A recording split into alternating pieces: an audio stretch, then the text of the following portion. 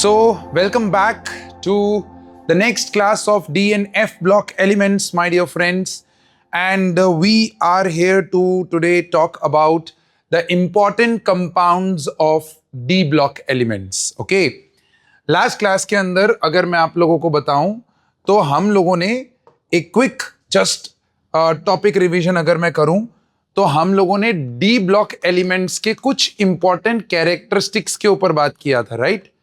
alloy formation, interstitial compounds, magnetic behavior, coloring, तो वो सारी बातें हमने लास्ट क्लास में की थी और मोस्ट ऑफ द जगह पे आपने देखा था कि इनका answer presence of unpaired electrons आता है, right? Presence of unpaired electron.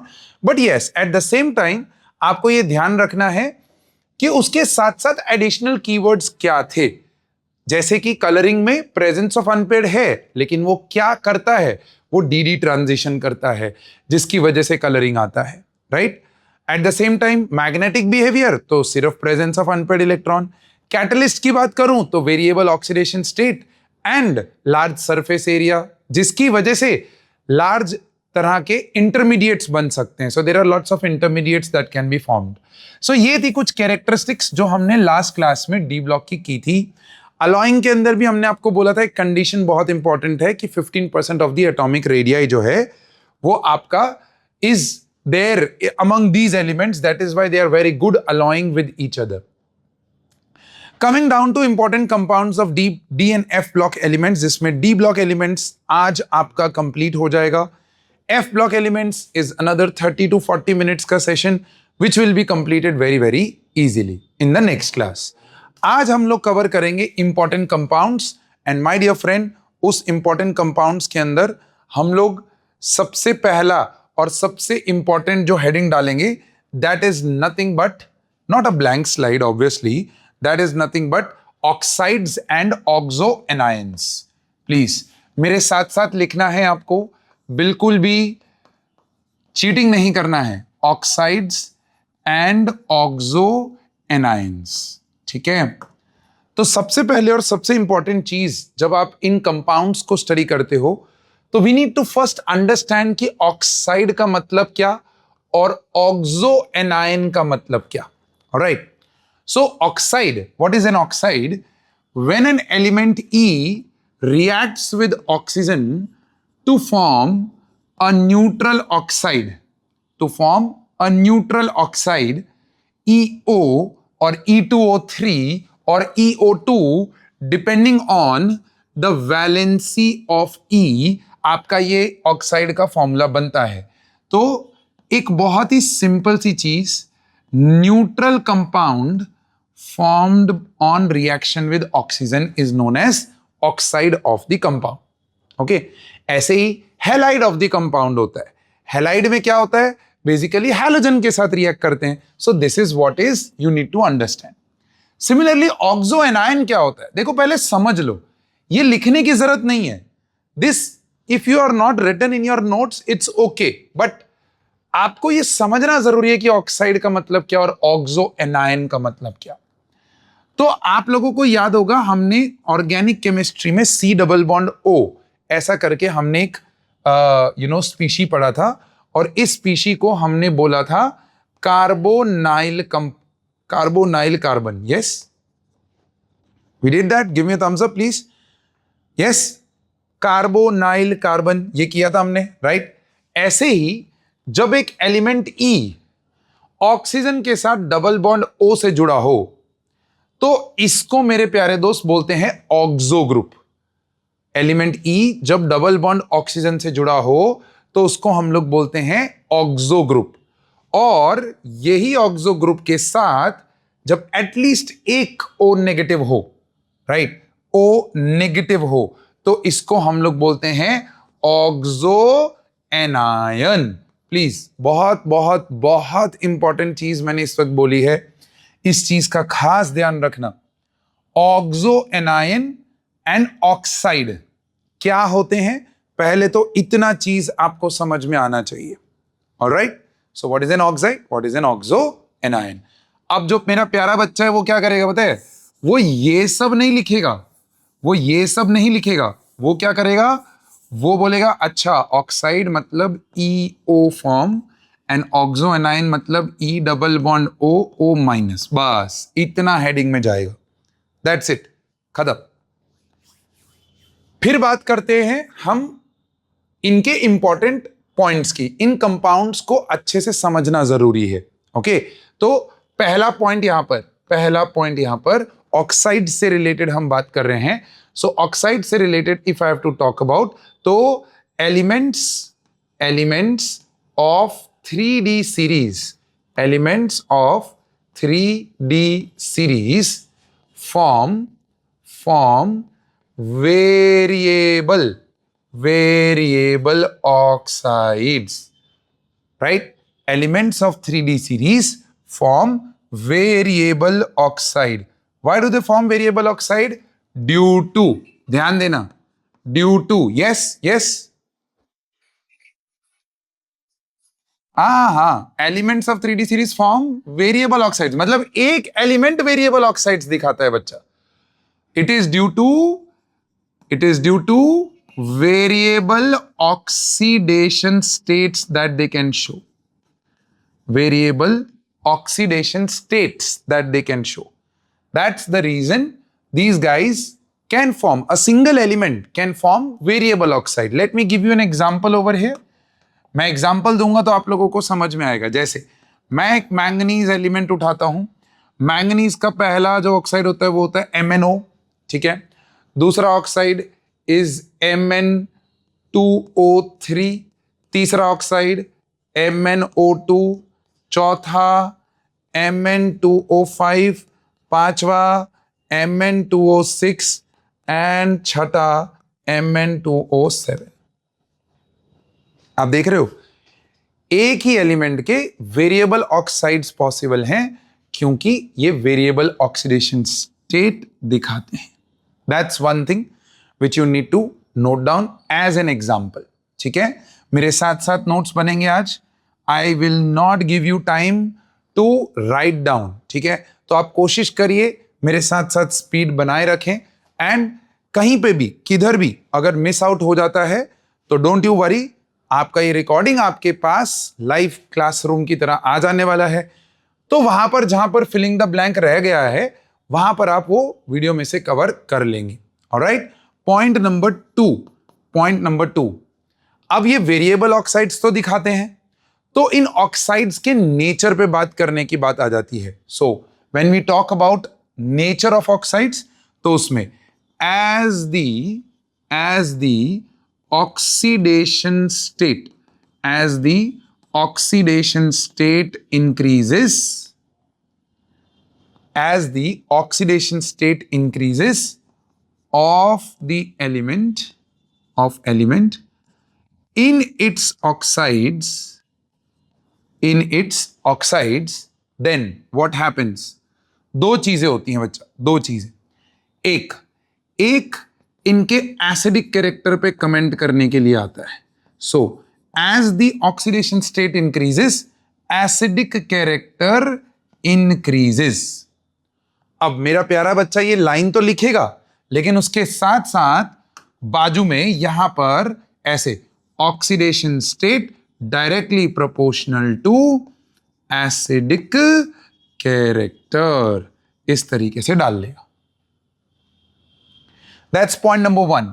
Okay, point number 2, जैसे जैसे ऑक्सीडेशन स्टेट इंक्रीज होगा, आयोनिक कैरेक्टर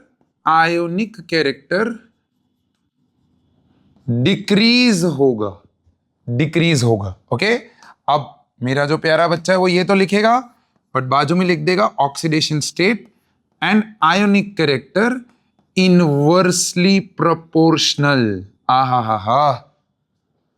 बहुत इंपॉर्टेंट चीज मैं बता रहा हूं, और यहां पर आपको ऑक्सीडेशन स्टेट कैलकुलेट करना आना चाहिए। जैसे कि यहां पर ऑक्सीजन -2, तो मैंगनीज क्या होगा मेरे दोस्त? +2। ऑक्सीजन -2, तो मैंगनीज यहां पर +3 आएगा, क्योंकि देखो 2x -6 = 0, तो x की वैल्यू +3। ऐसे यहां देखोगे +4 आएगा, यहां पर +5 आएगा, यहां पर +6 आएगा, और यहां पर +7 आएगा। अब अगर आपको कहीं पे भी ऑक्सीडेशन स्टेट कैलकुलेट करने में दिक्कत आ रही है तो आप पाजी की कक्षा चैनल पे जा सकते हो और रिडॉक्स रिएक्शन की एक प्लेलिस्ट बनी हुई है, उस प्लेलिस्ट में जाके इस पार्ट को रिवाइज कर सकते हो। लेक्चर नंबर 2 जहां पर हमने ऑक्सीडेशन स्टेट के रूल्स आपके रिवाइज किए हुए हैं वहां पर, राइट। और वो रिवाइज करके उसी के नेक्स्ट वीडियो के अंदर हमने ऑक्सीडेशन स्टेट कैलकुलेशन कैसे करते हैं वो वहां पर सिखाया हुआ है, तो आप आराम से वहां पर जाके देख सकते हैं। This is basically your 11th standard का रिडॉक्स रिएक्शन का नॉलेज। ऑलराइट, क्लियर है? थम्स अप, समझ में आ रहा है?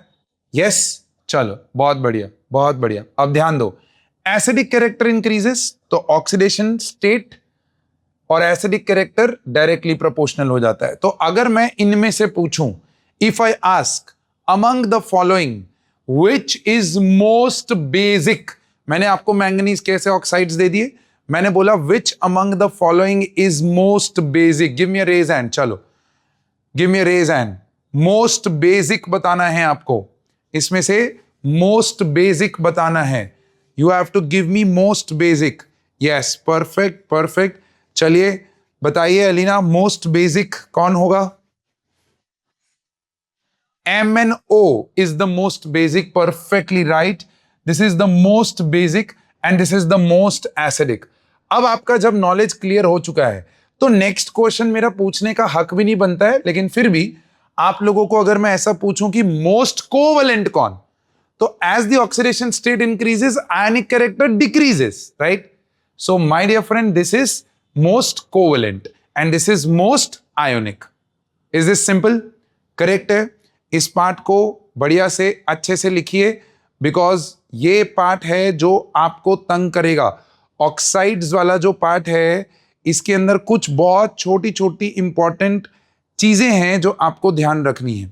ऑलराइट, इसी में मैंगनीज के जो ऑक्साइड्स है ना, उनके अंदर मैं यहां पर एक ये इस प्यारी सी चीज के बारे में एक फैक्ट बताना चाहूंगा। Mn2O7 जो होता है, this is basically a green colour compound, ये एक ग्रीन कलर का कंपाउंड होता है, तो इसको मेरे प्यारे दोस्त ग्रीन ऑयल भी बोला जाता है। So Mn2O7 is also known as green oil. ठीक है, ये फैक्ट लिख के रख लीजिएगा। कुछ चीजें फैक्चुअल बेस्ड हैं और वो डायरेक्टली नीट या जेई मेन जैसे एग्जामिनेशन में एनसीईआरटी की लाइन में से ये पार्ट उठा लेता है और पूछ लेता है कि which of the following is known as green oil. तो उस केस में आपको ये ध्यान देना है Mn2O7 is the green oil. Okay, perfect. अब ये ऑक्साइड्स और बेसिक कैरेक्टर और एसिडिक कैरेक्टर तो पता चल गया। कई बार वो ये पूछ लेता है कि विच among the following is amphoteric in nature. Amphoteric, अब जैसे मैंने वर्ड एम्फोटेरिक बोला तो आप लोगों का एक पार्ट तो एकदम परफेक्टली क्लियर हो गया होगा कि सर एम्फोटेरिक ऑक्साइड पूछ लिया आपने, तो सर एम्फोटेरिक ऑक्साइड्स तो ऐसे ऑक्साइड्स होते हैं जो एसिड्स और बेसेस दोनों के साथ रिएक्ट करते हैं, राइट? Amphoteric oxides. अब इन जनरल, मैं ऐसा नहीं बोल रहा हूं हर बार, बट इन जनरल आपका thumb rule for amphoteric oxides ये होता है कि अगर आपका एलिमेंट जो है वो अपने इंटरमीडिएट ऑक्साइड स्टेट में है, राइट? ऑक्सीडेशन स्टेट जो है ना उसका वो इंटरमीडिएट है, तो हम ऐसा बोलते हैं कि वो एम्फोटेरिक हो सकता है। बट ये 100% वाला थंब रूल नहीं है। जैसे मैं अगर आपको एम्फोटेरिक ऑक्साइड्स, पहले तो इसकी डेफिनेशन आप लिख लीजिएगा, oxides which act or which react, ऐसा लिख सकते, which react with both acids and bases. Okay, which react with both acids and bases. Correct? और यहां पर आपको उसके एग्जाम्पल्स लिखने हैं। एग्जाम्पल्स वो जो जनरली एनसीईआरटी में मेंशन दिखेंगे। एक है वेनेडियम का oxide V2O5 which is amphoteric, एक है क्रोमियम का oxide Cr2O3 which is amphoteric, और एक आपकी 10th स्टैंडर्ड की टेक्स्ट बुक में से आता है which is zinc oxide. If you remember, sodium hydroxide के साथ जिंक ऑक्साइड रिएक्ट करता था तो सोडियम जिंकेट बनाता था। वो हार्श मेमोरीज याद आई आप लोगों को 10th स्टैंडर्ड की? हाँ, तो वो वहां की टेक्स्ट बुक से उठा के आपको क्वेश्चन पूछ लेगा। अब सपोज करो ए बी सी डी में ये तीनों ऑप्शन दिए हैं और डी में ऑल ऑफ द अबव दिया है, तो ये दो तो याद आ ही गए ना। ये याद नहीं भी आ रहा तो कुछ भी कर लो, ए और बी, अगर ऑप्शन सही है तो all of the above he answer होगा। दैट्स हाउ एलिमिनेशन में आप एमसीक्यूज के अंदर क्या कर सकते हो, फास्ट कर सकते हो अपना आंसर। बट हाँ, ऐसा कुछ दे दिया this both A and B none of the above, तो फिर आपको थोड़ा कंफ्यूजन हो सकता है। तो ये कुछ अगेन फैक्ट्स, एग्जांपल्स जो आपको याद रखने पड़ेंगे, कुछ नहीं कर सकते। इट्स इनऑर्गेनिक केमिस्ट्री बाबा, और इनऑर्गेनिक केमिस्ट्री जो है उसमें थोड़ा बहुत लर्निंग आता ही है, तो आपको ये ध्यान रखना है। अदरवाइज एम्फोटेरिक ऑक्साइड्स का मैंने एक छोटा सा थंब रूल बनाया, it is not always true, but अगर आपका कोई भी एलिमेंट अपनी इंटरमीडिएट ऑक्सीडेशन स्टेट में है उस ऑक्साइड में, तो वो 90% एम्फोटेरिक होगा, 90% एम्फोटेरिक होगा। प्लीज ये पॉइंट्स अच्छे से लिखिए, ये पॉइंट्स अच्छे से लिखिए, बहुत इंपॉर्टेंट है। राइट, क्लियर है ये चीज?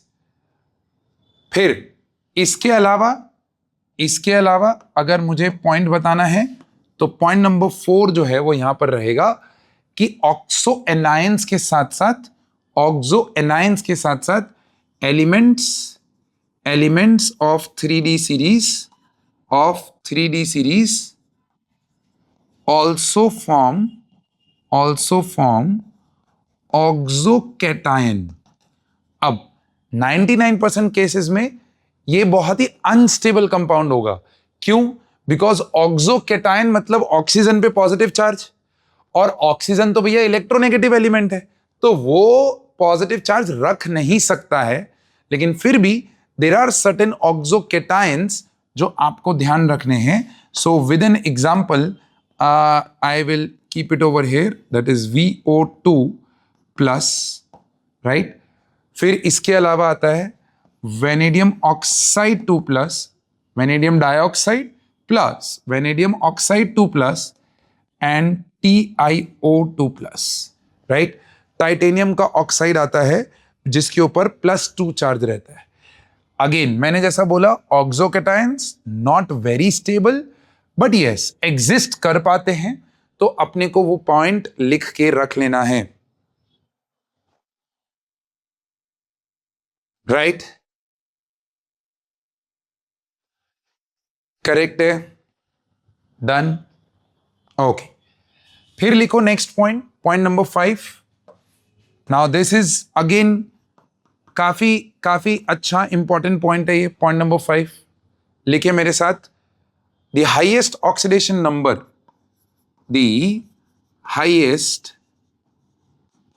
oxidation state या number, the highest oxidation state in oxides of these elements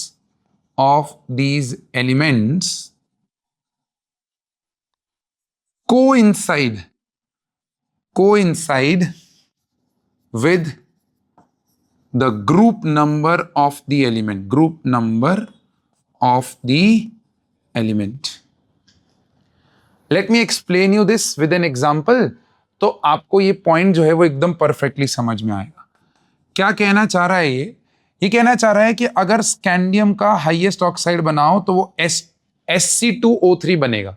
अच्छा, ये कैसे बन रहा है मैं यहां बाजू में आपको एक्सप्लेन कर रहा हूं कि स्कैंडियम का स्टेबल ऑक्सीडेशन स्टेट +3, ऑक्सीजन का 2- होता है, क्रॉस मल्टीप्लाई करोगे, सो if you will cross multiply तो Sc2O3 बन जाएगा। ठीक है ना, सिंपल है ना। अब अगर आप देखो तो इसका हाईएस्ट ऑक्साइड देखो, ये लिखा highest oxidation state in the oxides of these elements, highest oxidation state scandium का +3। अब इसका अगर +3 है तो स्कैंडियम का ग्रुप नंबर भी 3 है। तो ये क्या बोलना चाह रहा है कि highest oxidation state of oxides of these elements coincide, मतलब सेम हो जाती है as the group number of the element. जैसे एक और एग्जांपल लेते हैं, मैंने लिया Mn2O7, है ना, तो उसमें मैंगनीज इज +7 और मैंगनीज का ग्रुप भी 7th होता है। जैसे एक और एग्जांपल ले लो, V2O5, वैनेडियम का ऑक्सीडेशन स्टेट +5 और इसका ग्रुप नंबर भी 5th होता है। हाईएस्ट ऑक्सीडेशन स्टेट में होना चाहिए आपका एलिमेंट ऑक्साइड में, राइट।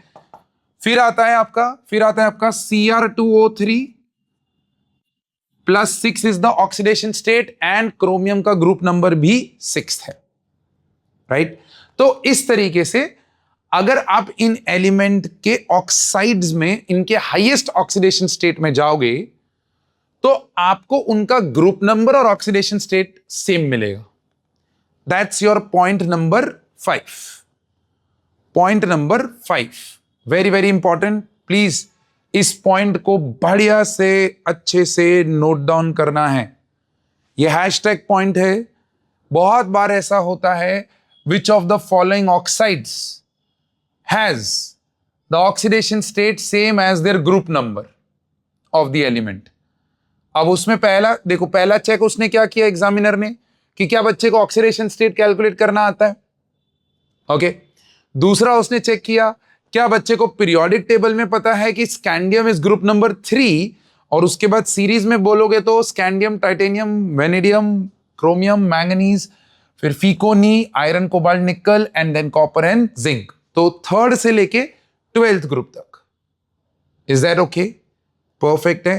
तो ये चीज का ध्यान देना and this is going to be true for the first 5 elements only. हाँ, ये फर्स्ट 5 है, the highest oxidation state in the oxides of these elements. उसमें ब्रैकेट में आप लिख लेना फर्स्ट 5। क्यों? क्योंकि मैंगनीज के बाद पेयरिंग स्टार्ट हो जाता है, डी ब्लॉक में, डी ऑर्बिटल में पेयरिंग स्टार्ट हो जाता है, तो हाईएस्ट ऑक्सीडेशन स्टेट तो फिर वो जाता ही नहीं है ना। वो तो आयरन इज D6S2 तो जाना चाहिए था 8+8 तक, बट आयरन +3 ही दिखाता है मैक्सिमम। तो फर्स्ट 5 एलिमेंट्स तक ये चीज ट्रू है।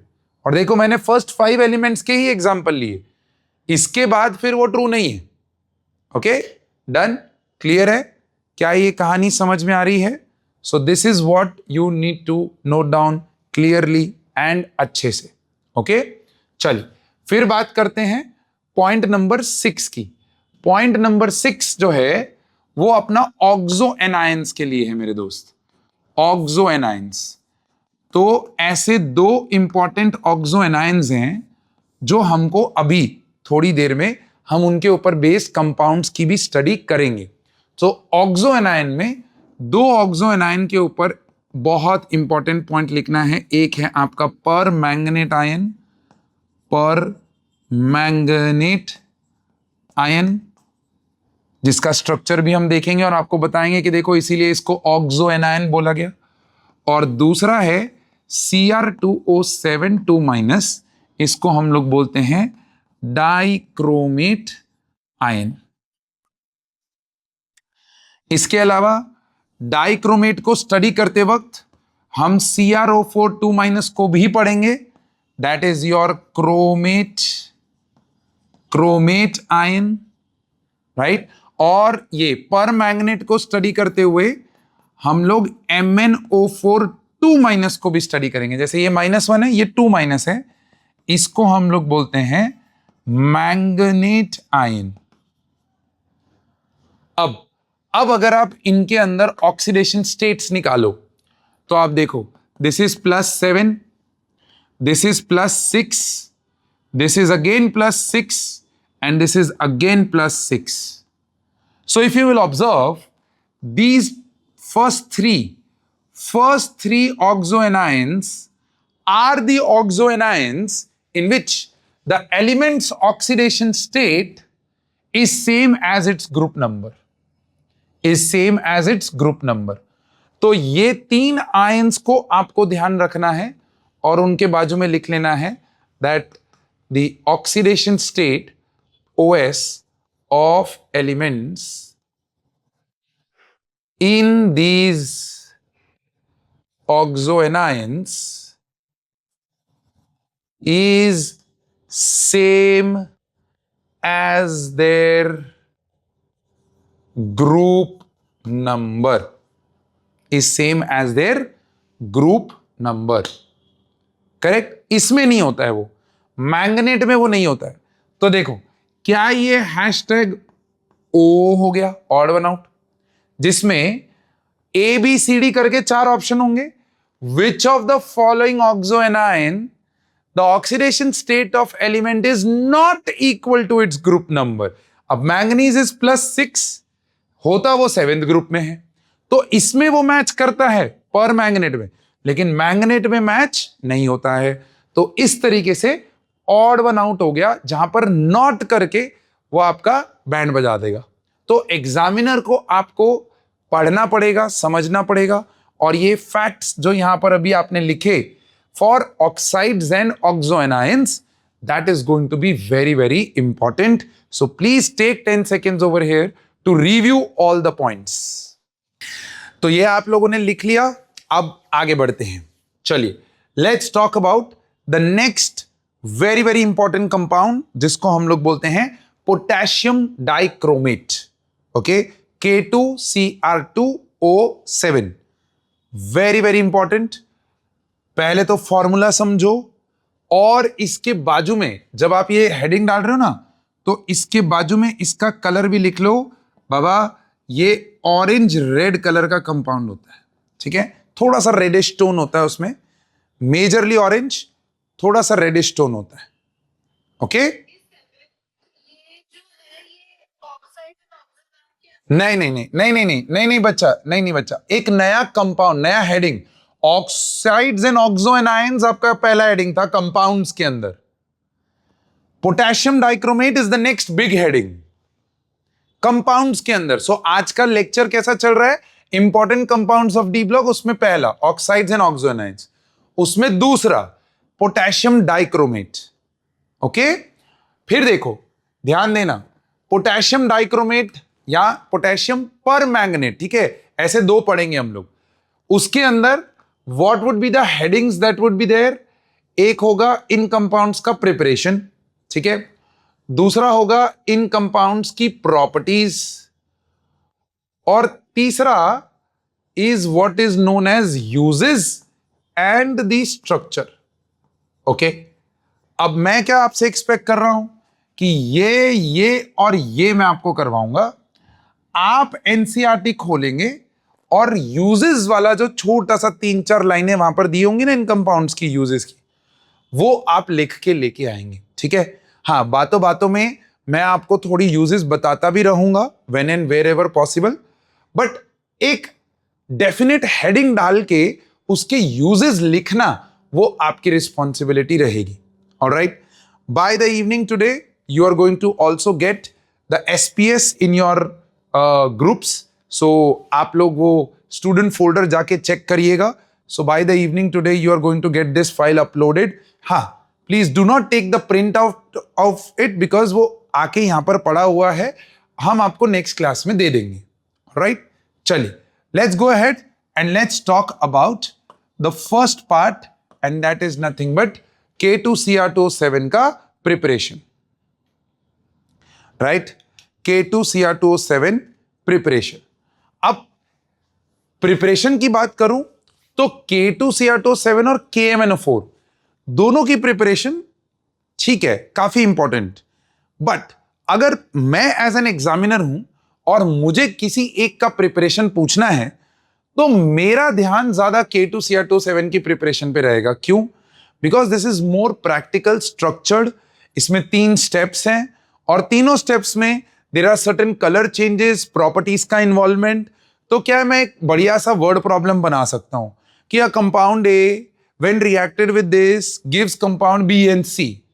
B being yellow in color, which when acidified forms an orange color compound C or D, right? This D on reaction with KCl crystals forms a compound E, which is orange red color, and that is this. So har ek step is going to be very very important. I will go through the steps in a flow, all right? कहीं पे भी कुछ भी लिखना रह जा रहा है, सो टेंशन मत लीजिए, आपको ये PDF मिल जाने वाली है.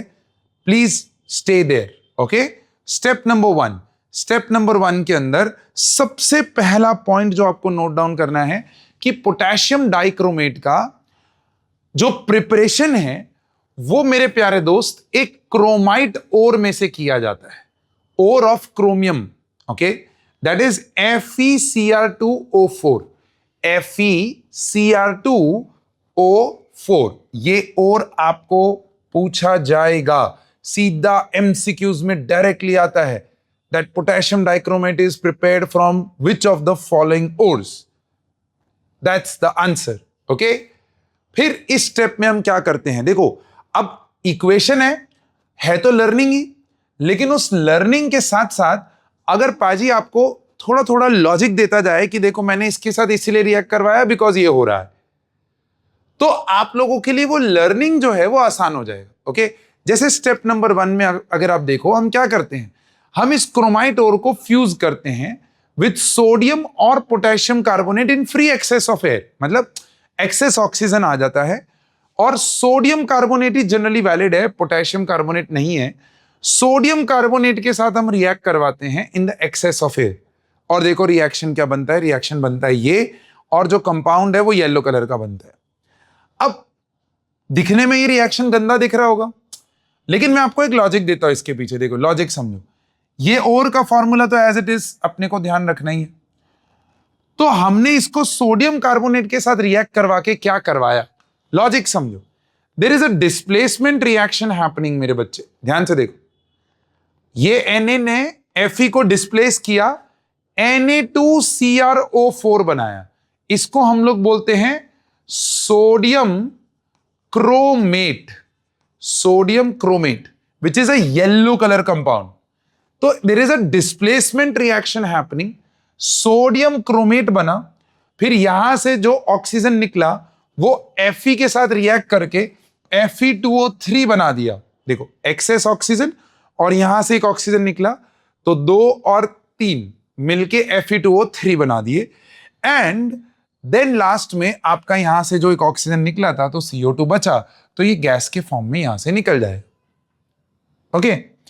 अब ये जो नीचे जो कंपाउंड बना ना, जो बाजू में जो 2 कंपाउंड बने, ये दोनों सॉलिड हैं, जिसमें जो आपका सोडियम क्रोमेट है ना वो वाटर सॉल्युबल होता है, तो आपको येलो कलर का सॉल्यूशन मिलेगा, और ये मेरे प्यारे दोस्त वाटर इनसॉल्युबल होता है, तो ये पीपीटी के फॉर्म में आपको नीचे जमा होता हुआ दिखेगा, right. That is what you will see I have written in the line below. अब ये प्रॉपर्टी का यूटिलाइज करके हम लोग इन दोनों को सेपरेट कर देते हैं। अब बच्चा बच्चा जानता है यार, आप लोग 7th 8th 9th में पढ़ते हो कि अगर एक चीज प्रेसिपिटेट हो रही है और दूसरी सोल्यूशन फॉर्म में है, तो फिल्टरेशन इज द प्रोसेस जिससे इन दोनों को क्या किया जा सकता है, अलग किया जा सकता है। So very simple, okay. So filtration करके Fe2O3 को बाहर, और हमारे पास येलो कलर का सोल्यूशन जो है वो अपने पास हाथ में आ गया है, ऑलराइट। इक्वेशन समझ में आई, राइट, इक्वेशन समझ में आई, परफेक्ट है, कोई दिक्कत नहीं है। येलो कलर का कंपाउंड बना, तो अब देखो an ore of chromium A, ऐसा करके an ore of chromium A when reacted with sodium carbonate with excess of air gives a yellow and black color compound B and C. B being water soluble forms a yellow color solution, whereas C precipitates in the solution. अब ये 3 mark का question बना दिया, identify ABC and right the equation. आप समझ रहे हो, एक तरीका। दूसरा तरीका, ये स्टेप 2 में घुस जाएगा। अब स्टेप 2 में क्या हो रहा है, देखो हमने ये जो येलो कलर का सोल्यूशन बनाया था ना, इस येलो कलर के सोल्यूशन को सल्फ्यूरिक एसिड के साथ एसिडिफाई किया गया। अच्छा, why sulphuric acid? Because it is oxidising in nature. तो ये ऑक्सीडाइजिंग क्या करता है, Na2CrO4 को Na2Cr2O7 में कन्वर्ट कर देता है, विच is a orange colour compound. अब यहां पर बच्चा एक्साइट, बच्चा बोलेगा अरे यार ये कंपाउंड कहीं तो देखा हुआ है यार, अरे Na2Cr2O7 चैप्टर नंबर 7, हाँ, फिनॉल टू बेंजोक्विनोन जाने के लिए हम Na2Cr2O7 यूज करते हैं भैया, काफी स्ट्रॉन्ग ऑक्सीडाइजिंग एजेंट है ये। तो इस प्यारी सी चीज का जो मेकिंग है वो यहां पर आता है। तो ऑरेंज कलर का सोडियम डाइक्रोमेट बन गया। कैसे? सोडियम क्रोमेट को एसिडिफाई करने पे। और एसिडिफिकेशन में भी हम एक अच्छा ऑक्सीडाइजिंग एसिड यूज करते हैं ताकि हमारे ऑक्सीजन्स इस कंपाउंड में ऐड हो। तो बन गया, देखो अब बी और सी बना था, फिर उसने आगे ऐड कर दिया। वर्ड प्रॉब्लम 5 मार्क का बना रहे हैं, ध्यान से देखना। 5 मार्क का क्या किया उसने? A solution of B is filtered out and acidified with sulfuric acid to form a orange color compound D. Write down the equation and identify A, B, C, D. 4 mark का question बन गया। ठीक है, यहां पर रोक दिया। फिर क्या करेगा? फिर वो घुस जाएगा स्टेप नंबर 3 के अंदर। अब स्टेप नंबर 3 में वो क्या कर रहा है? देखो, K2Cr2O7 is prepared by reacting sodium dichromate का solution with KCl. अब again K is more reactive than sodium, तो डिस्प्लेसमेंट रिएक्शन होगा, डबल डिस्प्लेसमेंट होगा। K यहां आ जाएगा और Na उधर चला जाएगा। देखो NaCl and K2Cr2O7, that's your step number 3 and that is how your examiner will make a 5 marker question. वो D तक पहुंचे थे हम। This D on reacting with active KCl crystals forms a orange red color compound. Identify A, B, C, D, E and give all the reactions involved. 5 mark का question आपके examiner ने बना दिए।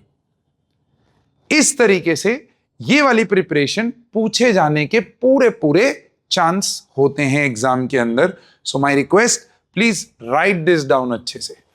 Next part is properties of K2Cr2O7 and that is the first property, effect of heat. K2Cr2O7 को गर्म करने पे क्या होता है? So the moment you will heat up K2Cr2O7, it is going to produce K2Cr2O4, that is orange red colour से yellow colour का compound बन जाएगा।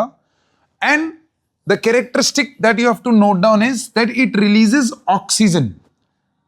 अब क्योंकि ये ऑक्सीजन रिलीज कर सकता है तो ये एक काफी अच्छा ऑक्सीडाइजिंग एजेंट की तरह काम करता है। Okay, so it works as a very good oxidising agent. बहुत इंपॉर्टेंट छोटी छोटी चीजें नोट डाउन करवा रहे हैं। प्लीज मेक श्योर कि आप पाजी के साथ साथ ये चीजें लिखते रहें। एग्जैक्टली तो देखो आपको पता चलना चालू हो गया कि ये यूजेस में हम लिख सकते हैं that it can act as an oxidising agent. Clear है? डन।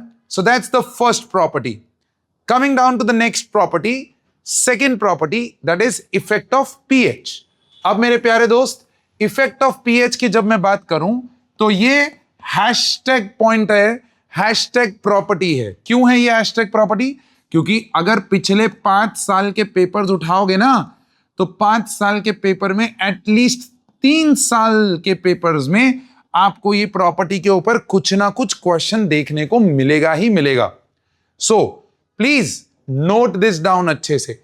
तो पहले इस प्रॉपर्टी को समझते हैं और फिर आपको स्टेटमेंट बताते हैं।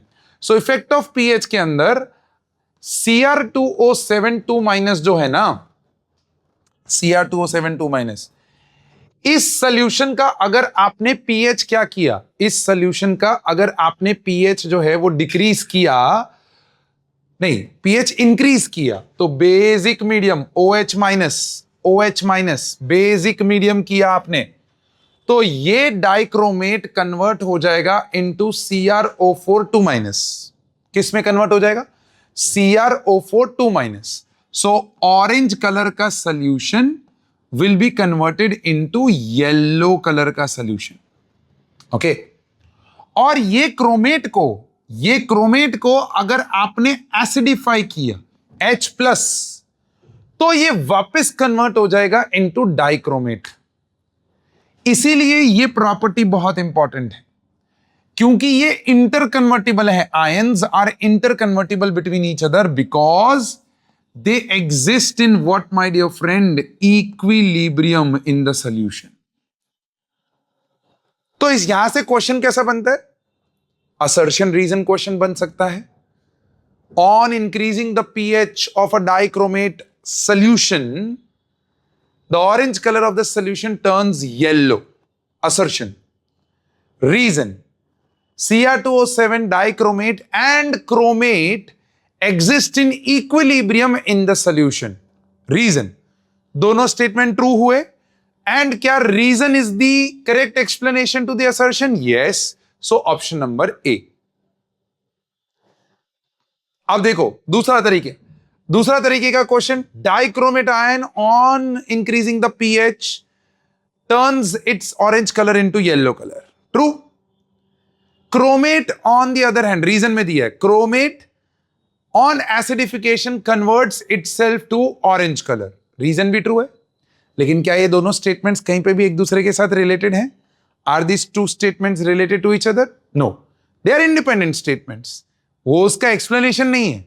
जब तक ये वर्ड यूज ना किया हो तब तक वो एक्सप्लेनेशन नहीं है. They are interconvertible. Why? Because this two exist in equilibrium. Okay, so इस तरीके से आपको क्या करना है, आपको इक्वेशन लिख लेनी है. और ये छोटा सा 3-4 लाइनें हैं, वो आपको डायरेक्टली पूरा लिखने की जरूरत नहीं है. बस जो हमने यहां पर इक्विलिब्रियम कंडीशन आपको दिखाई थी ना, वो आप लिख सकते हो. या फिर आप ये 2 इक्वेशंस लिख लो. देखो, chromate ion on acidification gives dichromate, so yellow से orange, and dichromate on basic medium gives chromate and H2O. बाकी खेल बैलेंसिंग का है. बहुत important, very very important. #B27 के अंदर आने के पूरे चांसेस हैं भाई. प्लीज इसको अच्छे से बढ़िया से नोट डाउन करिए. नेक्स्ट प्रॉपर्टी बहुत इंपॉर्टेंट है and that is oxidising property. अभी हमने बताया K2Cr2O7 कैसे एक्ट कर सकता है, ऑक्सीडाइजिंग. अच्छा, before I go to the oxidising property, भैया जब ये लोग पीएच चेंज पे कलर चेंज कर सकते हैं, सो डाइक्रोमेट एंड क्रोमेट, अगर ये लोग कलर चेंज कर सकते हैं तो माय डियर फ्रेंड टाइट्रेशंस के अंदर डाइक्रोमेट का यूज किया जा सकता है. टाइट्रेशंस में हमें इंडिकेटर चाहिए होता है ना, तो वो इंडिकेटर की तरह यूज किया जा सकता है. बहुत इंपॉर्टेंट. देखो यूज आ गया दूसरा. पहला ऑक्सीडाइजिंग, दूसरा भैया used in titrations for different types of indications. Correct. Then coming to oxidising property. अब देखो बच्चा, ये प्रॉपर्टी अगर मैं आपको बोलूं तो ये डबल हैशटैग, डबल स्टार और बोर्ड का फेवरेट.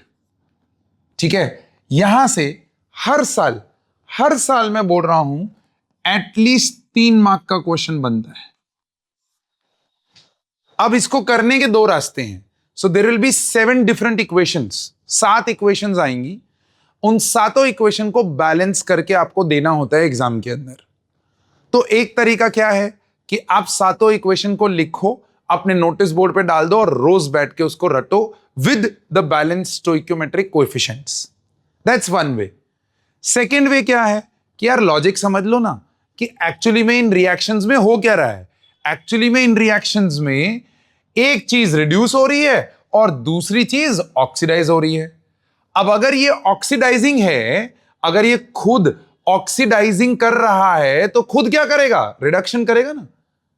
तो माय डियर फ्रेंड, सबसे पहला पॉइंट आपको ये प्रॉपर्टी के अंदर ऐसे रिडक्शन हाफ नोट डाउन करना है, जहां पर आप लिखोगे कि Cr2O7 2- जो है ना, इस चीज को जब आप एसिडिफाई करोगे, when you will acidify this, देखो बेसिक मीडियम में डालोगे तो डाइक्रोमेट क्रोमेट में कन्वर्ट हो जाएगा, लेकिन एसिडिफाई करने पे this gets converted into Cr+3, अपने +6 फॉर्मेट से +3 में जाएगा. और क्योंकि 2 क्रोमियम है तो बैलेंस करने के लिए यहां पर 2Cr+3 बनेगा. और टोटल ऑक्सीडेशन स्टेट का चेंज क्या होगा, टोटल ऑक्सीडेशन स्टेट का चेंज क्या होगा, +12 से +6. अब जैसे मैं लिख रहा हूं वैसे अगर आपने लिख लिया तो लॉजिक एकदम क्लियर और आप लोगों का काम जो है वो तमाम हो जाएगा. सॉरी, ये इक्वेशंस करने का जो काम है वो तमाम हो जाएगा, एकदम इजी. देखो क्या, Cr2O7 2- इसको अगर बेसिक मीडियम दिया तो ये CrO4 2- में कन्वर्ट होता है। And if you will observe कि ये +6 से +6 में ही जा रहा है, therefore in your basic medium dichromate can not act as oxidising nature. बहुत इंपॉर्टेंट पॉइंट बोल दिया। अब यहां से देखो #GR बन जाता है। Give reason that why dichromate cannot act as oxidizing in basic medium। तो आपको वहां पर लिखना है because it converts to chromate ion where there is no change in the oxidation state of chromium, and ऐसा करके रिएक्शन दिखा देना है, गदगद हो जाएगा एग्जामिनर और फुल मार्क्स देगा। इजी। सो ये पॉइंट बहुत अच्छे से नोट डाउन करना, बहुत प्यारी चीज है। प्लीज छोटी छोटी चीजें इनऑर्गेनिक केमिस्ट्री में बता रहा हूं, सिखा रहा हूं, कोई नहीं करवाएगा आपको इतनी डिटेल के अंदर, राइट? तो please note this everything down.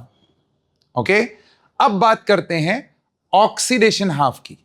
अब समझना प्लीज, यहां पर एकदम फोकस ऑक्सीडेशन हाफ, और फिर हम दोनों हाफ्स को मिला के नेट इक्वेशन बनाने वाले हैं, जो कि आपका रफ वर्क ही होगा फाइनल एग्जाम में। उसको तो खाली बैलेंस्ड इक्वेशन ही चाहिए, वो होगा रफ वर्क, लेकिन एकदम कैश 3 मार्क जो होते हैं ना, वो आपके हाथ में मैंने आपकी हथेली पे रख दिए हैं।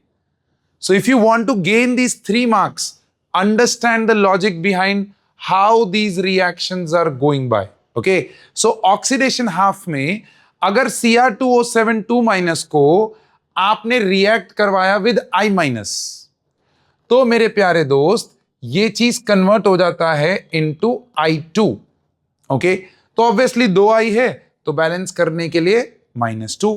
अब ध्यान से समझना, मैं साथ साथ में ऑक्सीडेशन स्टेट भी लिखता जाऊंगा कि देखो टोटल चेंज कितना होगा, -2 से -2 क्यों लिखा है, तो -1, लेकिन ऐसे 2 हैं तो इसीलिए -2। ओके, सो यहां पर आपको ये चीज ध्यान रखनी है कि ये चीज -2 आएगा, और -2 से ये कहां जा रहा है, 0 जा रहा है। That's your equation number 1। Reaction of this with this gives what, तो 2Cr + 3 एंड I2, इसीलिए हाफ्स में कन्वर्ट किया। और फिर एक रिएक्शन मैं आपको बैलेंस करके भी दिखाऊंगा विद ऑल द स्टेप्स।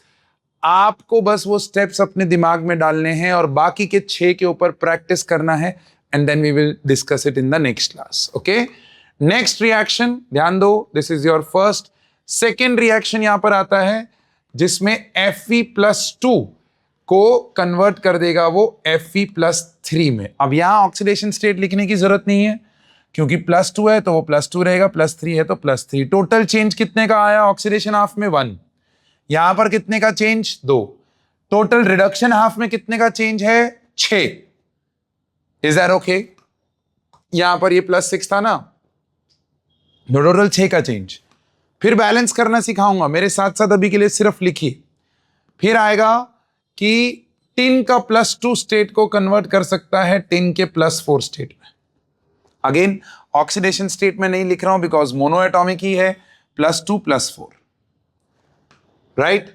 फिर आता है थर्ड, फोर्थ, तो this is, we can number this 1 2 3 and 4। 4 के अंदर आप यहां पर लिखेंगे नाइट्राइट आयन, NO2- को कन्वर्ट करेगा इनटू NO3-।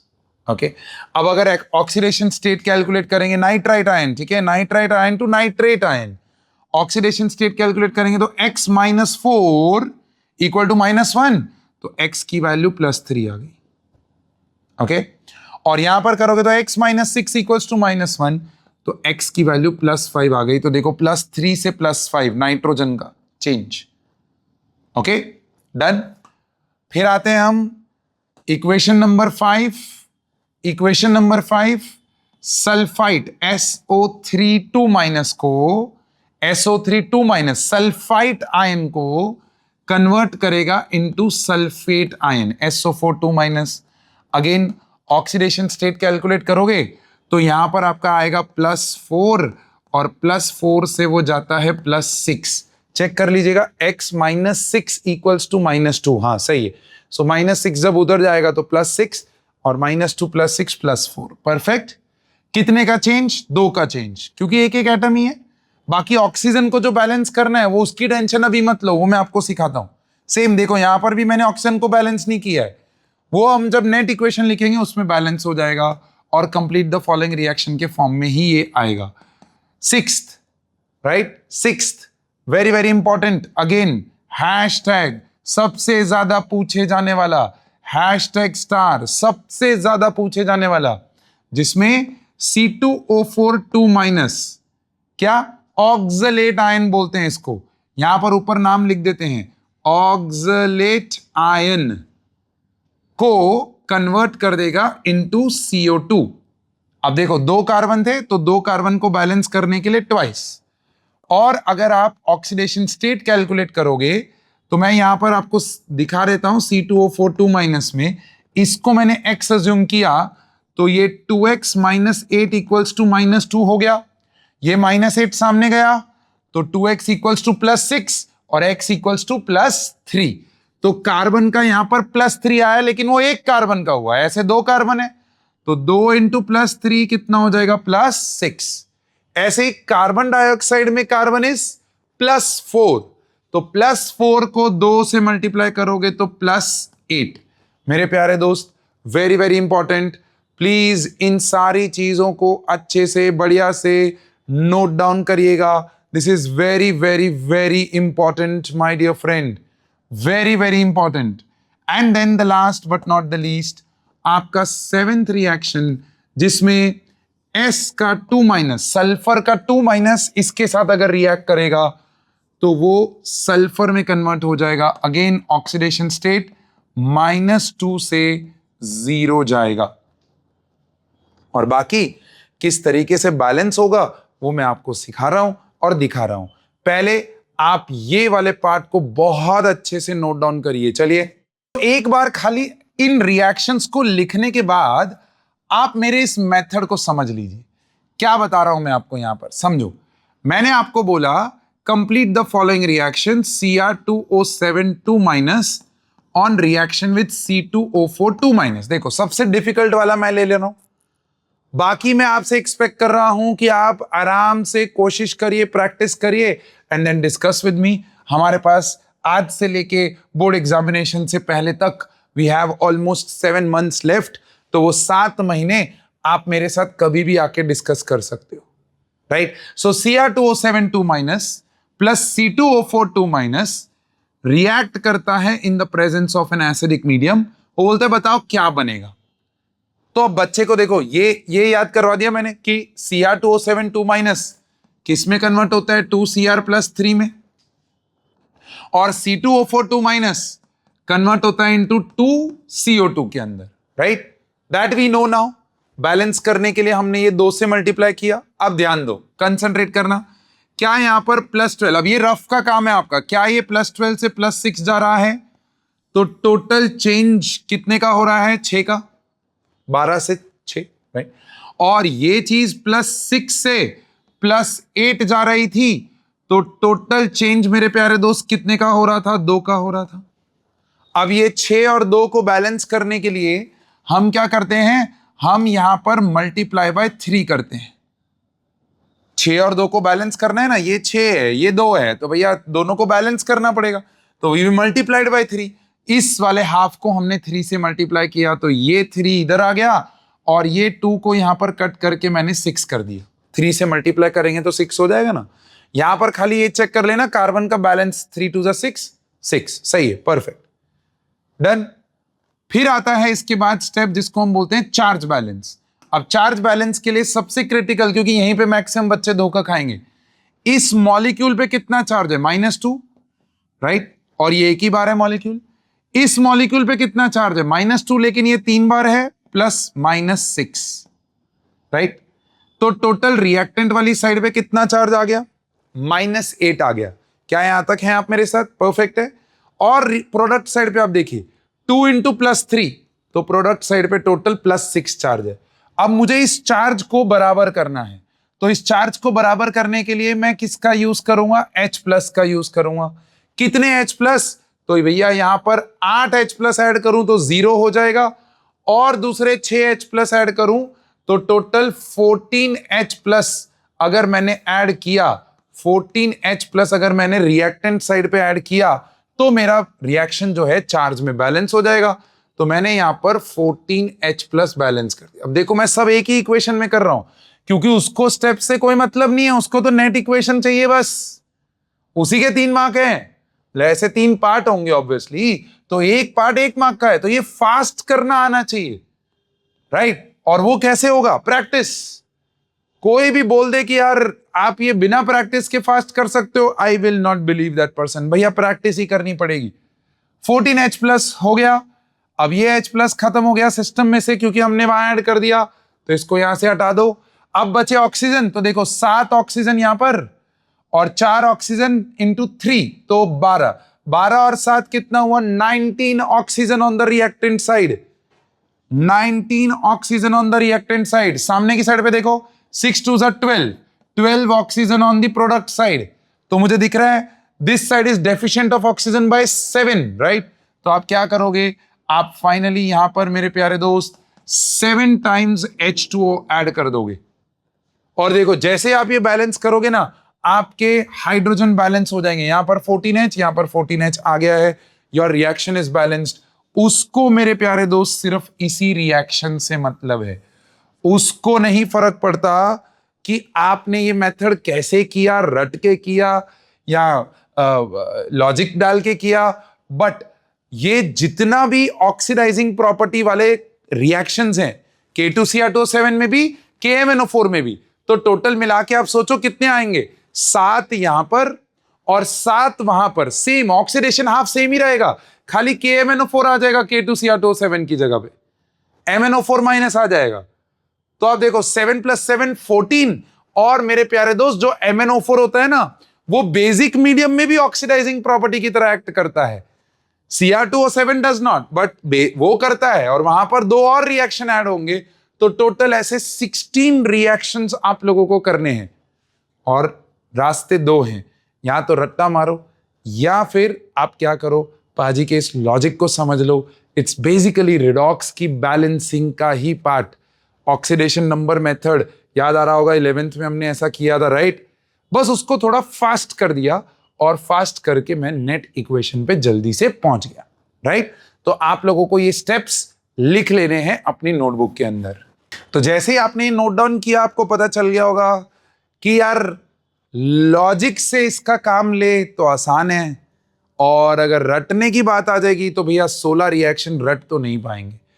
तो या तो फिर वहां पर आप मार्क्स लूज करोगे, और या तो फिर आप छोड़ के आओगे इस क्वेश्चन को। और मैं ये चाहता हूं कि आप ऐसा ना करो। 3 मार्क कैश मार्क हैं, प्लीज इसको अच्छे से और बढ़िया से नोट डाउन कर लेना है, ठीक है? Next part is what is structure of these two that is dichromate and chromate, okay? दोनों के स्ट्रक्चर्स के अंदर एक इंपॉर्टेंट चीज जो एनसीईआरटी ने मिस कर दिया है, वो मैं आपको यहां पर बता दे रहा हूं कि इन दोनों स्ट्रक्चर्स के अंदर आपका जो क्रोमियम है ना, वो क्रोमियम एक्चुअली ऑक्सीजन के साथ डबल बॉन्ड ऑक्सीजन ऐसे बना के बैठा है। ध्यान से देखना, फिर ये ऑक्सीजन, फिर ये ऑक्सीजन, फिर ये Cr, double bond O, single bond O-। अब एनसीईआरटी ने ऐसा स्ट्रक्चर क्यों दिया है? और देखो उन्होंने हिंट में बताया है कि ये वाली जो बॉन्ड लेंथ है और ये वाली जो बॉन्ड लेंथ है वो दोनों अलग है। देखो 163 picometre, 179 picometre. And trust me, इसके ऊपर बेस्ड 1 साल के सैंपल पेपर में क्वेश्चन था। 1 साल के सैंपल पेपर में क्वेश्चन था, अभी तक बोर्ड में नहीं आया है, बट बाय गॉड ये बहुत प्यारा क्वेश्चन है। अब वो क्या है, बच्चा एनसीईआरटी में फिगर देखने पे ना फिगर आउट नहीं कर पाता है, इसीलिए पाजी आपको एक डिटेल्ड फिगर दे रहे हैं। अब उसने ये फिगर ऐसा क्यों दिया है वो मैं आपको रीजन बताता हूं। Because pi sigma negative charge, मेरे बच्चे दिख रहा है आपको, पाई सिग्मा नेगेटिव, यहां पर बेसिकली स्ट्रक्चर में क्या हो जाता है, रेजोनेंस हो जाता है दोनों साइड पे, यहां पर भी और यहां पर भी। इसीलिए ये वाला जो बॉन्ड है ना यहां पर, ये वाला बॉन्ड मेरे प्यारे दोस्त पार्शियल डबल बॉन्ड कैरेक्टर होता है इसके अंदर। So there is a partial double bond character in the chromium oxygen bond, and that is why the bond length over here is 163 picometers, whereas over here it is a single bond, so it's a 179 picometers. अब यहां से question कैसा आ सकता है? Assertion reason भी बना सकता है वो. कैसा असर्शन रीजन? जस्ट आपके साथ बात करते करते मेरे को ये क्वेश्चन आ रहा है, ध्यान में देखो.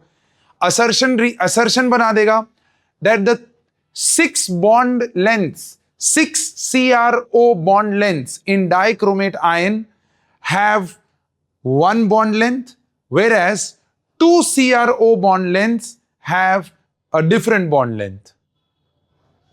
Right? यहां वैल्यू भी दे देगा कि 6 CRO bonds have 163 picometer, whereas 2 CRO bonds have 179 picometers. दे दिया assertion, और वो ट्रू है. रीजन में उसने दे दिया that there is resonance in the structure, and this is the reason that this bond length becomes different, hence option A.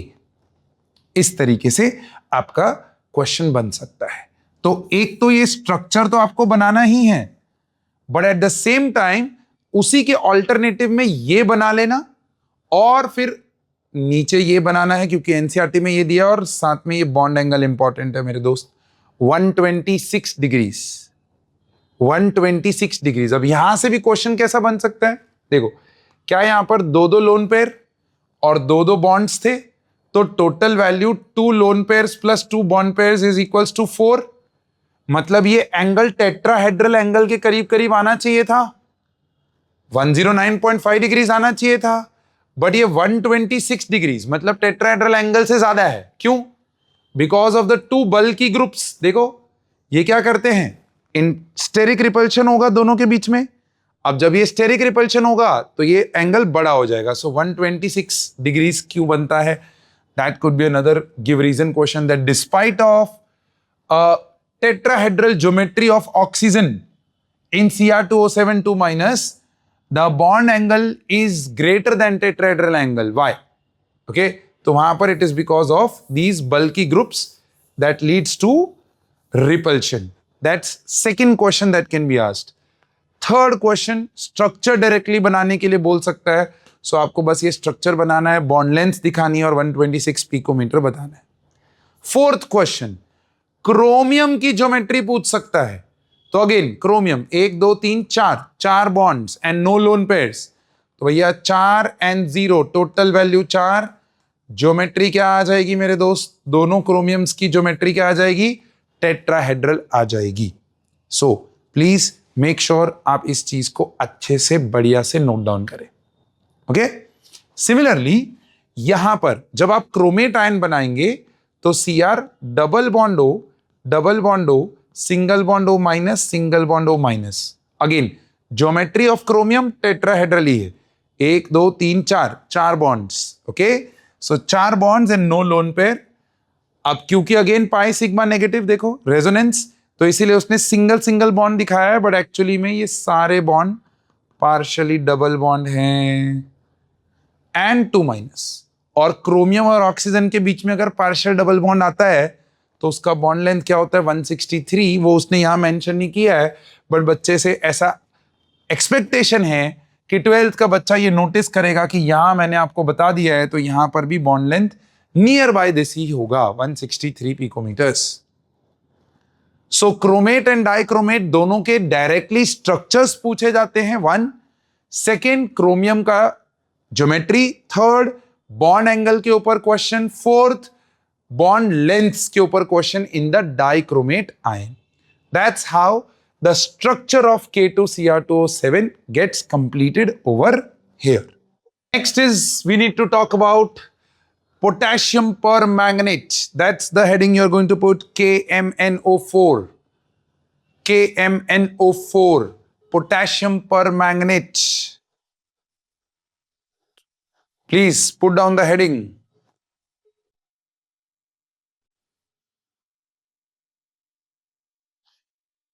Done? Excellent. So this is a purple color compound. That's one thing. और MnO4 minus, क्योंकि potassium के सामने, एक potassium के सामने एक manganese, that's why it is known as potassium permanganate. आप देख रहे हो, तो नाम के पीछे भी लॉजिक है। It's a violetish purple colour का कंपाउंड होता है ये, है ना, से violet purple colour, dark purple colour का कंपाउंड होता है। टॉकिंग अबाउट द प्रिपरेशन में पहला step number 1, what is the ore that we use. So manganese का एक ओर यूज किया जाता है जिसको हम बोलते हैं पायरोल्यूसाइट ओर। अब ये नाम आपकी एनसीईआरटी में मेंशन्ड है, तो मेरे प्यारे दोस्त सीधा सीधा क्वेश्चन एमसीक्यूज का बन सकता है, which of the following is a pyrolusite ore. Ore के नाम से पूछ लेगा वो, right. So pyrolusite is manganese dioxide, MnO2। Now, when this ore is fused with alkali metal hydroxide, alkali matlab NaOH, KOH. So, alkali metal hydroxide in the presence of oxidizing agent like KNO3, then what is formed? Potassium manganate is formed. ध्यान देना, permanganate नहीं form हुआ. Potassium manganate is formed, which is a dark green color compound. So, step 1 में हमने MnO2 को KOH in the presence of excess oxygen या oxidizing agent like KNO3 के साथ रिएक्ट करवाया, तो मुझे मिला K2MnO4 and water, dark green colour का कंपाउंड। ओके, अब इस डार्क ग्रीन कलर के कंपाउंड को हम किस तरीके से KMnO4 में कन्वर्ट करेंगे? So there are two different methods of doing it. There are two different methods of doing it. Okay, so method number 1, ये reaction, right? MnO2 KOH in the presence of excess oxygen, K2MnO4 potassium manganate, dark green. Method number 1, क्या करते हैं हम लोग? This dark green color compound, ध्यान से word को लिखिएगा, This K2MnO4 solution when it is acidified, इसको जब हम एसिडिफाई करते हैं तो ये डिसप्रोपोर्शनेशन रिएक्शन करता है। अब देखो, MnO4 2- में ये प्यारी चीज +6 स्टेट में थी, अब +6 से ये जा रहा है +7 जो कि है परमैंगनेट आयन, सो ऑक्सीडेशन हुआ, एंड यही +6 +4 में वापस कन्वर्ट हो रहा है, तो उसी का रिडक्शन भी हुआ। ऐसे ही रिएक्शन को तो डिसप्रोपोर्शनेट बोला जाता है। A reaction in which same element undergoes reduction as well as oxidation. तो my dear friend, ये चीज का यूज करके, ये वर्ड का यूज करके एग्जामिनर किसी भी तरीके का आपके दिमाग में क्वेश्चन डाल सकता है और आपको तंग कर सकता है, राइट? लाइक फॉर एग्जाम्पल, एक सिंपल सा क्वेश्चन उसको बनाना, what happens when K2MnO4 is acidified? Name the process and give the reaction. So disproportionation reaction will happen, and the reaction is this, right? In let's say MCQ question, K2MnO4 potassium manganate on acidification undergoes disproportionation. What are the products of disproportionation reaction? A, B, C, D. अब उसमें A में उसने बना दिया MnO4 2- and MnO2, B में उसने बना दिया MnO4- and MnO, C में उसने बना दिया MnO4- and MnO2, and D में उसने बना दिया MnO4 2- and MnO। तो क्लियर है ना, दिख रहा है अपने को कि आपके दिमाग के साथ इस तरीके से खेला जा सकता है। इनऑर्गेनिक में ऐसे ही क्वेश्चंस बनेंगे एनसीईआरटी में से ही, बनेंगे लाइनों में से ही, बट वो लाइन का लैंग्वेज कैसा बना देगा वो वी कैन नॉट प्रेडिक्ट यार, वो हम प्रेडिक्ट नहीं कर सकते। इसीलिए कॉन्सेप्ट एकदम दिमाग में रखो कि क्या हो रहा है। सो यहां पर आपका ऑप्शन नंबर सी आएगा, that is permanganate and manganese dioxide. Alright, फिर बात करते हैं मेथड नंबर 2 की। अब method number 2 is a commercial method. तो देख रहे हो, कमर्शियल मेथड तो क्या करेगा? अ dark green colour compound K2 pyrolusite ore when reacted with the alkali metal hydroxide in the excess air forms a dark green color compound A. Identify A on electrolysis, ध्यान से देखना, electrolytic oxidation, A on electrolytic oxidation gives a purple colour compound C. Identify A B C, that's a 3 mark question, that's it, खत्म हो गया। Commercially, this is commercial, क्योंकि electrolytic oxidation जो है वो कमर्शियली काफी अच्छा यील्ड भी देता है, प्रोसेस चीप पड़ जाता है, बिकॉज लार्ज स्केल में प्रोडक्शन कर रहे हैं तो प्रोसेस चीप पड़ जाएगा, और आपका पर मैग्नेट जो है वो बन जाएगा। सो मेथड नंबर 2। सो ये 2 मेथड्स हैं जिससे आपका क्या किया जा सकता है, डार्क ग्रीन कलर कंपाउंड को पर्पल कलर कंपाउंड में कन्वर्ट किया जा सकता है। फिर आता है method number 3। This is a laboratory और अ स्मॉल स्केल मेथड, जिसमें dark green colour compound is not the starting material. Starting material क्या है यहां पर? स्टार्टिंग मटेरियल है आपका मैंगनीज का +2 फॉर्म। तो मैंगनीज का +2 फॉर्म का कोई भी सॉल्ट ले लो और उसको परऑक्सो डाइसल्फेट के साथ रिएक्ट करवा दो। परऑक्सो डाइसल्फेट के साथ रिएक्ट करवाने पे क्या होगा, देखो यहां पर। सो परऑक्सो डाइसल्फेट रिएक्ट करवाने पे तो मैंगनीज का +2 विल कन्वर्ट टू मैंगनीज का +7 and peroxo disulphate will convert to +6। आप देख रहे हो? So this will sulphate, peroxo disulphate से सल्फेट, S2O8 2- से SO4 एंड बाकी जो H2O है वो H+ के फॉर्म में रिलीज होता है। ये इक्वेशन मेरे प्यारे दोस्त पिछले 2 से 3 साल से, मैं ऐसा बोलूं पिछले 2 या 3 साल से ये इक्वेशन काफी एक्टिवेटेड रह रही है एग्जामिनर के दिमाग में, in the way that complete the following reaction 2Mn2 plus H2O8 2- 5 times plus 8H2O gives something. Is this clear? So it gives something. तो इस तरीके से आपको वो रिएक्शन जो है वो कंप्लीट करना रहेगा, एंड मेक श्योर कि आप ये रिएक्शन को अच्छे से और बढ़िया से नोट डाउन करें। Yes, please note it down. Let's move towards the properties then. Let's understand what are the properties. पहला point, effect of heat. Again effect of heat में क्या होता है, K2MnO4 KMnO4 K2MnO4 में कन्वर्ट हो जाएगा। So permanganate ion से manganate, so purple colour का कंपाउंड डार्क ग्रीन कलर हो जाएगा, एंड क्या रिलीज करेगा, oxygen, and that's why this also acts as oxidising nature. भैया ध्यान देना, इसीलिए ये भी ऑक्सीडाइजिंग नेचर है, please do not forget that, बहुत इंपॉर्टेंट। यस, और इसीलिए सेकेंड प्रॉपर्टी आपकी यहां पर आ जाती है, विच इज ऑक्सीडाइजिंग प्रॉपर्टी।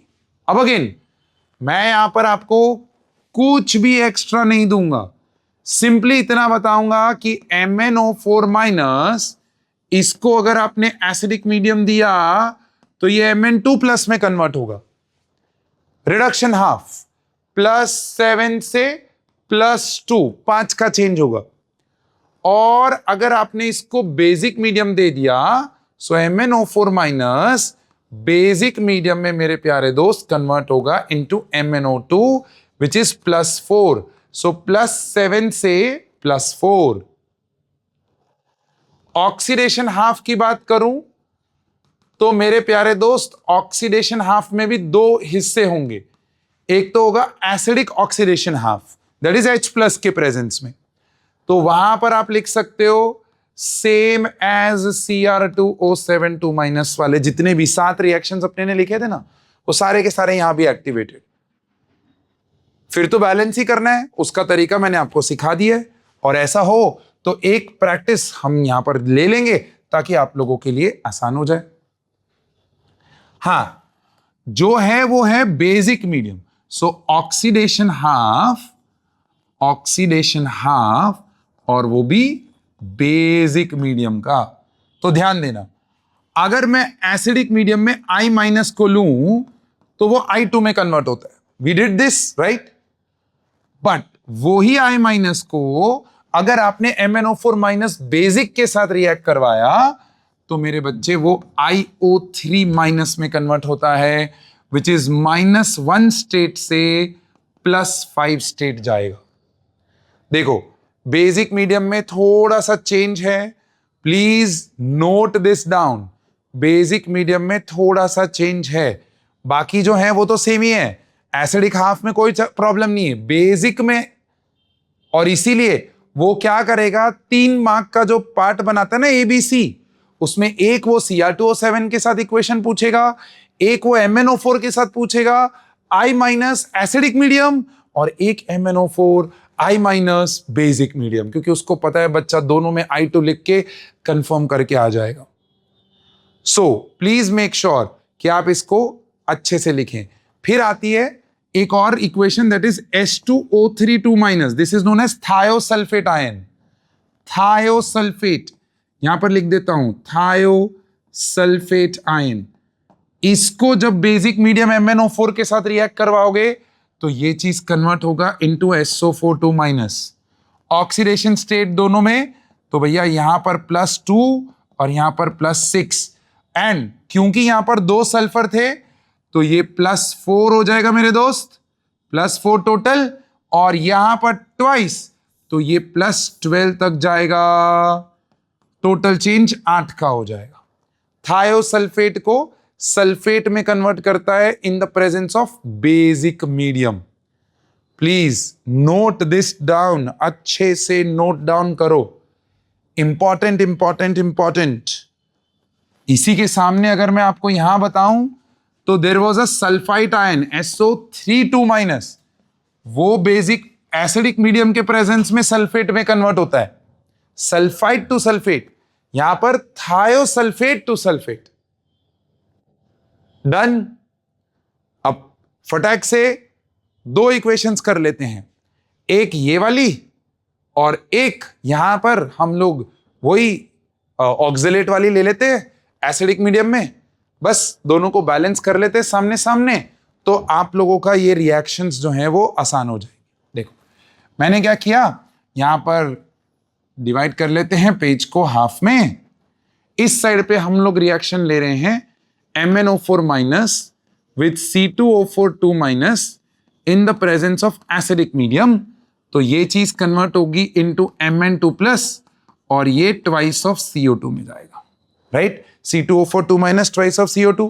अब ध्यान से देखो क्या है, ये +7 से +2, तो टोटल चेंज कितने का हुआ, 5 का हुआ। यहां पर क्या था, +6 से +8, तो टोटल चेंज मेरे दोस्त कितने का हुआ, 2 का हुआ।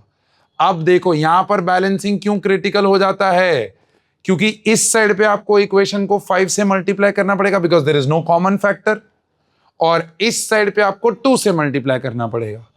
तो 5 से मल्टीप्लाई किया तो ये हो जाएगा 5, और ये चीज हो जाएगी 10, और ये 2 से मल्टीप्लाई किया तो ये 2 और ये 2।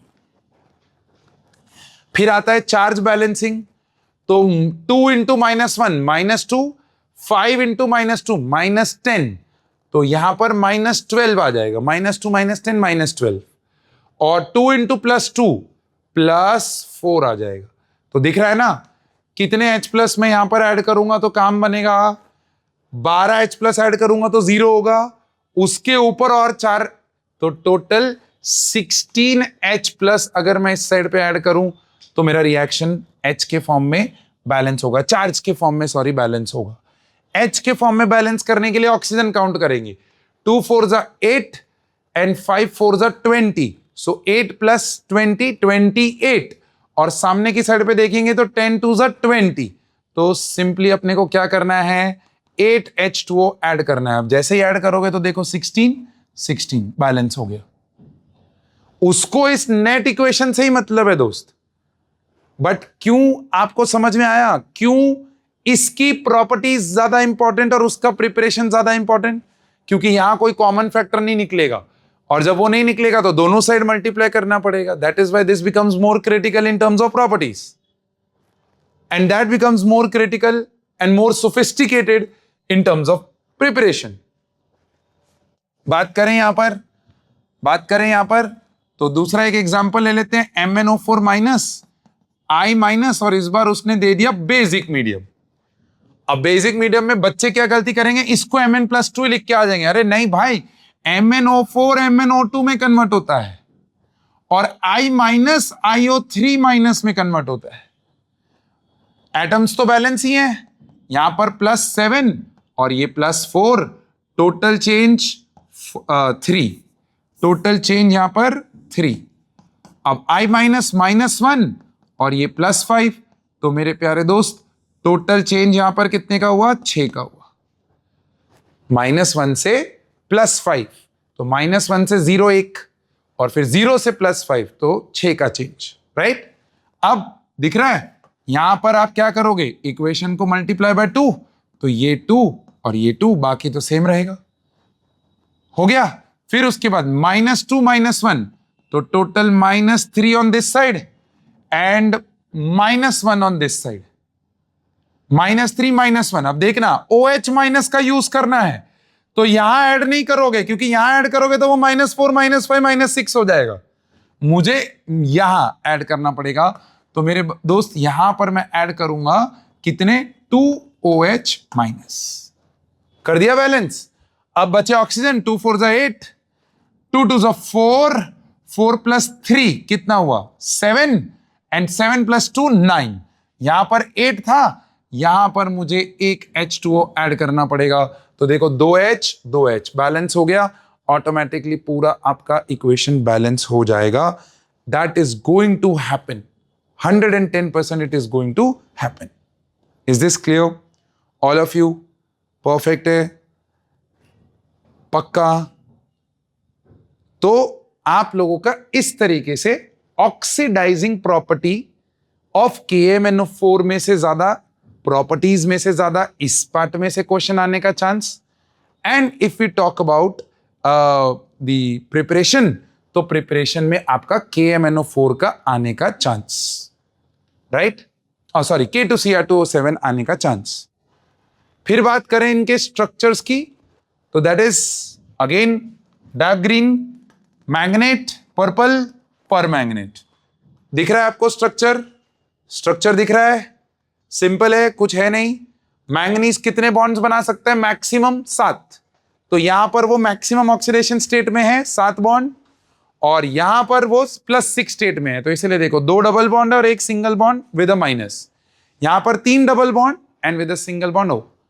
अब अगर आप देखो तो क्या ये ऑक्सो एनायन हो गया, क्यों, एलिमेंट के साथ डबल बॉन्ड हो एंड सिंगल बॉन्ड हो माइनस, एलिमेंट के साथ डबल बॉन्ड हो एंड सिंगल बॉन्ड हो minus, so therefore both of these are oxo anion. This is tetrahedral, this is also tetrahedral, this is dark green, this is purple, this is paramagnetic, paramagnetic मतलब attracted towards the magnetic field, and this is temperature dependent magnetism दिखाता है आपका permanganate ion। temperature dependent क्या दिखाता है, आपका magnetic behavior दिखाता है, alright। so यहां पर आपका D block in detail everything in your NCERT line by line cover हो चुका है, but in a easy format, in a structured format, okay। so with this good note, I would want to end the class over here. Thank you so much, please take care of yourself and please keep working hard। oh wow, so we are too excited, right? yes, चलिए मिलते हैं next class में, bye bye.